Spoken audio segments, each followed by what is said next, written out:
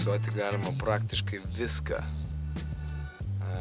Nuo semplų iki jau suklijuotų semplų, kas yra gabalai. Miksuot galima viską, galima miksuoti. Pyktį su meile, juodą su balta, viską.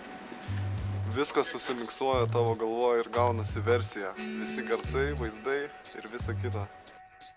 Kaip nedidžėjus, aš galiu pasakyti, kad viską galima miksuoti.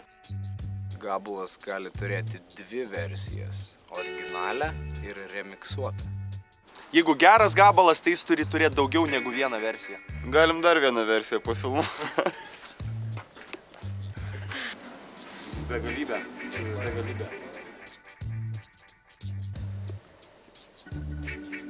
Dubas. Pirmin atgal dėliok tos žodžius, ten viskas panaudota kaip reikia.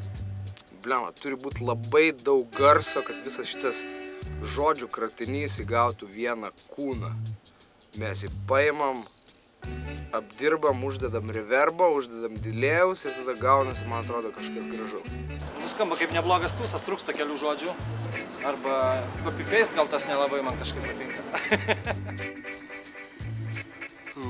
Šlapia šaligatvis, spūstis, visiems įdomu, bet nieks nepatenka į vidų. Švęšiu su visais kartu, senuko gimtadienį.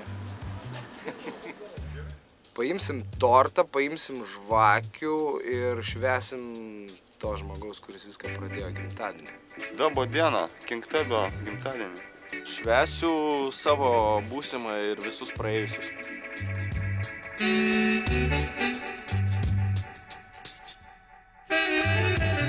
Galime miksuoti, viską galime miksuoti, jeigu yra muzika ir jeigu kažkoks ritmas, tai jeigu net nėra ritmo, tai taip pat galime miksuoti. Kiek tik tai nori, kiek tik tai žmonės jį gali suremiksuoti, tiek daugybė versijų irgi nėra ribų. Didžėjus. Ir viskas.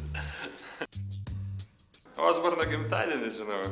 Žiūrėsim, nu tai jo, King Tube gimtadienis.